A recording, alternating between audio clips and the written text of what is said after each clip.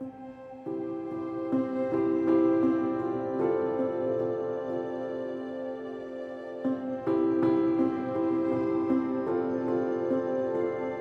live in an old cabin in a remote and sparsely populated area of Alaska. And I'm often asked, how is it that I have internet out at my property? Well, I actually have electricity here, and the internet service that I'm able to use has been DSL. DSL is something that came about in the late 1980s and has been phased out for the most part throughout the country. However, up until recently, that has been my only option for internet service. There is fiber optics being placed throughout all of Alaska. Unfortunately, it is something that I'm not eligible to receive at my property due to some special circumstances. However, it is time that I upgrade my internet service. I'd like to run a speed test and show you just exactly how slow the internet service here is. If it's a good day, that means that I can download something. So if I'm watching a movie or trying to watch a YouTube video, my download speeds are typically around 11. Right now it's showing my download speeds are actually at about 20 megabytes per second, and that's pretty darn good. However, like I said, the average is about 11 megabytes per second. And my upload speeds on a good day are about 1 megabyte per second on an upload. It takes me anywhere from 5 to 24 hours to do an upload of one of my videos. It is a painful and arduous process to be patient waiting for my uploads to take place. A lot of times I feel like death is going to come to me before I ever finish an upload. I typically do them overnight because once I start an upload, I can't use my internet service. So here it's showing, again, 20.3 megabytes per second on a download, which is extremely good. I usually don't see speeds that high, and a 1.1 on those uploads. But today I have plans to resolve that and make my internet so much faster. So I'm going to install Starlink. I've already determined where I would like to place the Starlink, and that is going to be on the back of my property. So let's head back there and get this Starlink installed. And I'm going to be doing some other projects around the cabin, things that I've been putting off, some of which I need to get done before the snow starts falling here. So let's head out back and get started with today's honey-do list. I decided that I'm hanging the Starlink low enough that no matter what time of year it is, if I need to adjust it, I'll have the availability to do so. If I put it on the very peak of the roof where it won't be impacted by the sliding snow, it also means I got to climb up there in the dead of winter should something go awry. And I'm not doing that. So I'm hanging it right here so that no matter what, I can get to it.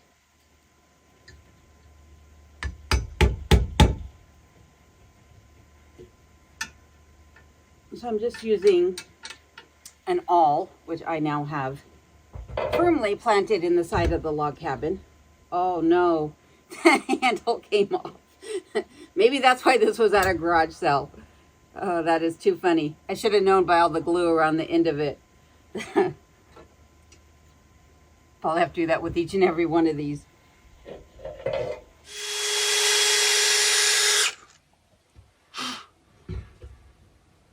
All right, one hole down. I'm gonna go ahead and bolt this first side up so that I know all the future ones are exactly where they need to be.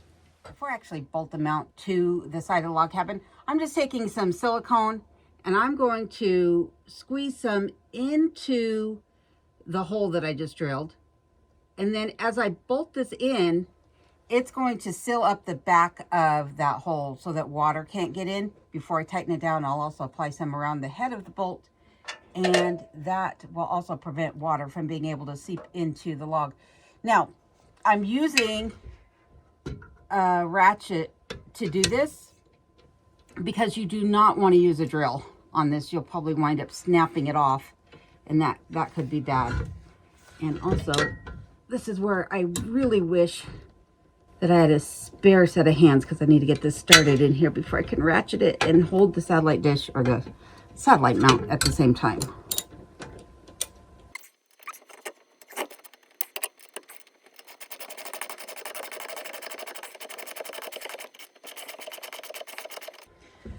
Okay, I'm gonna go ahead and apply some silicone, like I said, just around the head of that bolt. And I'm actually going to apply some back here. Just a little dab.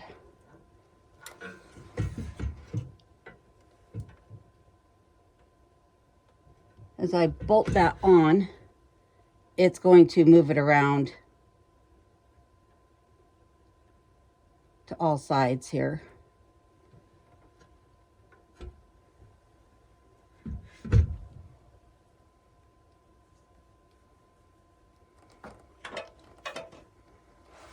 The reason I'm not using the Bishop's tape is really for when you're doing a roof mount, not a wall mount. And it's super messy. Okay, I'm going to go ahead and get the rest of this mounted up. And once I get to the next step, I'll be right back. So now that I have my mount on the wall and I've already threaded the cord into the back of the satellite dish and put the mount on there, I'm just going to go ahead and place this up here. I'll wind up zip tying the cord to the mount itself, and then I'm going to drill a hole actually up into the log cabin, essentially where the hole is coming in for my security camera, and feed this through to the modem on the inside. But for now, I just want to get my alignment set up, tighten this down, and know where I'm at. For most people setting up a Starlink, they're going to use their home address to do so. My address does not appear on Google, so I have to use my GPS location to get this to recognize my actual location. So if you don't have an address, such as myself, GPS, or I guess you could do a Google Plus code, whatever that is. So as luck would have it, the hole where my security camera is coming in happens to be big enough that I didn't have to drill another hole in the side of the log cabin. I'm very thankful for that. So I'm just feeding the cable through now. I'm going to set my modem on top of my gun cabinet, and then I'm all set. This went a lot smoother and a lot easier than I ever expected it to. Starlink is now trying to find its orientation, and I don't know if you can hear it buzzing. It's kind of nice, actually. Pretty soon, I'll have internet that's high speed. Yes! No more 1 on an upload and 11 megabytes per second on a download. Stone Age technology, I tell you. Nikki, I put my harness on because I'm going to lean out that door. I need you to hold this in for me. No, I'm serious. You got to hold this. Here, just hold it. Just hold it in your paw. Just like that. Okay, I'm going. It's okay. You hold it. Ah, you were supposed to hold it. You were supposed to hold it. You're supposed to keep me safe. What good are you? You're a freeloader. You wouldn't even hold me? Guess I better just tie this off to something more sturdy, like the leg of this bed. The bed's not going anywhere, and hopefully neither do I. You're probably wondering why I'm drilling a hole now in the side of the cabin. Well, that's because I'm going to put a spotlight out here and, again, take me out of the dark ages. At night when I hear a noise out here, unless I want to pull out my big guns, the big flashlight, and scan the back of the property, I really can't see what's out here. And even the little motion light that I have out here is not really sufficient enough to light up the back of the property. So I'm going to install a light that I can move with a remote control, and it'll flood the entire backyard with enough light that I should see anything back here moving in the darkness. So I just put up these L brackets, which are going to support this searchlight. Essentially, it's basically a searchlight or a motion light. It's one that you would actually see installed on boats most often, and they are actually magnetic, or the base of this is magnetic. So it's just going to sit up here, and then, like I said, it's remote control. So tonight, after it gets dark, I'll actually show you in use, and who knows, maybe I'll actually catch something on camera. But the end of this is meant, like I said, for an automobile or a boat.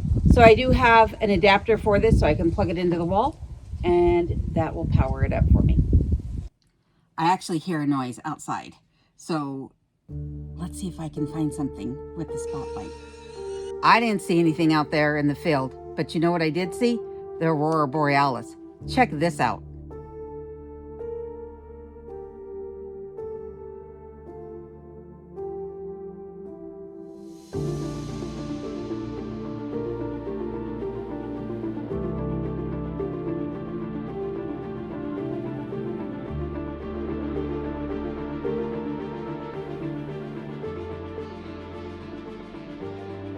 And speaking of strange things caught on camera, the other night, the security cameras caught a light going across the south side of the cabin on the ground. I thought maybe it was a reflection of the Aurora Borealis, but there is nothing out there for the light to reflect off of. Nonetheless, pretty weird. The very next thing that I needed to do was hook up this little device right here, which is a Wi-Fi extender. I put that up because I have security cameras hidden throughout the property, along the property lines, and I wanted to make sure that I had a good signal to them because sometimes it was kind of faulty with the previous internet. So now that that is up, I didn't show it because it was just essentially drilling a couple more holes into the cabin. But now that that's up, I can make sure that those security cameras are not going to have any issues. The next thing that I did is put up those ugly white lines on the top of the cabin there. Actually, it's just spray foam because there were some gaps in the siding up there that was allowing mice to get into the cabin on the upper level. I want to do anything I can to deter them. I know it looks awful right now, but maybe next year, or hopefully next year, I'll be replacing that siding up there with something different. If you'd like to see what that is, you'll have to subscribe and stay tuned for that because I'm not revealing anything just yet because my plans always change. Nonetheless, security cameras now have a good, strong internet signal to them, and the mice are secured from being able to enter the upper floor of the cabin. Well, the last project that I need to do is actually down here in the cellar, and that is dealing with these stairs that I had put in about 2 years ago. These stairs are constructed out of OSB, which is oriented strand board, meaning it's chips of wood that have been glued together. And while the stairs themselves are functional, they are starting to show signs of wear and tear. The OSB is not the most durable product, and with there being only 3 seasons in Alaska, summer, winter, and mud season, which comes twice a year, the moisture from my shoes as I come in from the back of the property and head up these steps is starting to take its toll on these. So today I'm going to be installing some carpeted stair treads that I purchased off of Amazon.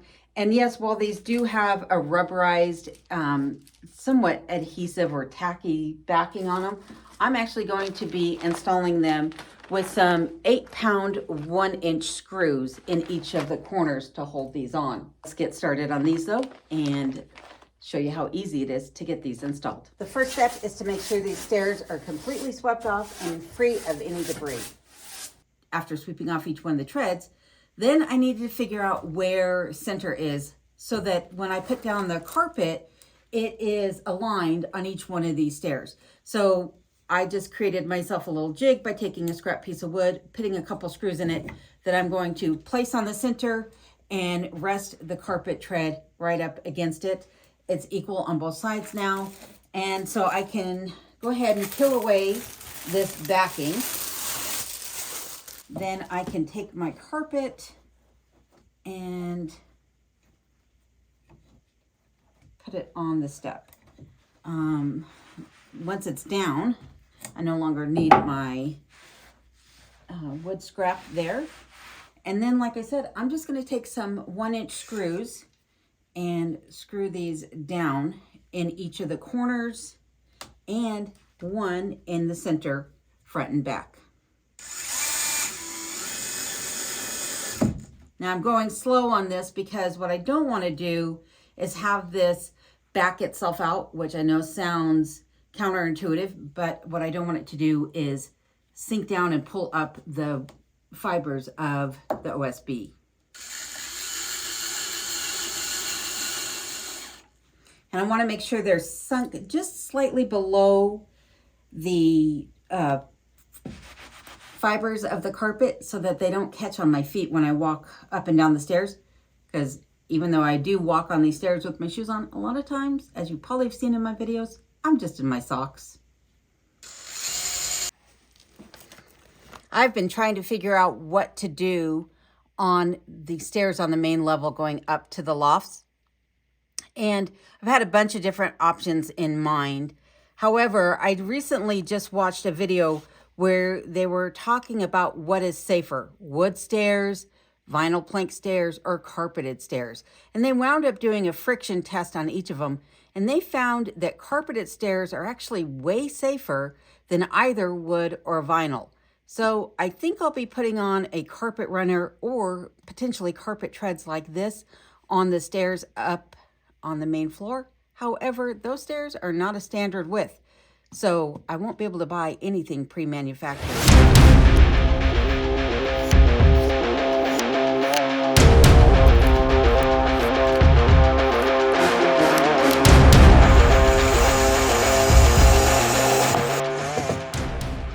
Well, that's going to do it for these stairs. And I can tell you that just walking up them as I've been putting on each one of the treads, I can already tell that it's made a huge difference. Not only in the warmth underneath my foot, but they do feel a bit more secure as well. So there is a lot more to take place here in the cabin, not only inside the cabin, but around the cabin. So make sure you stay tuned for that. Like I said, I need to finish the bathroom build and then start working on these stairs that are just above my head here. I'll include a link to my entire playlist here. If you're not familiar with it, you can watch everything from start to finish right here. But you might also want to check out Curmudgeon. They just had a viral video that shows what it takes to live the way that they do up in Chase, Alaska. Until next time, please stay safe and take care. I appreciate each and every one of you.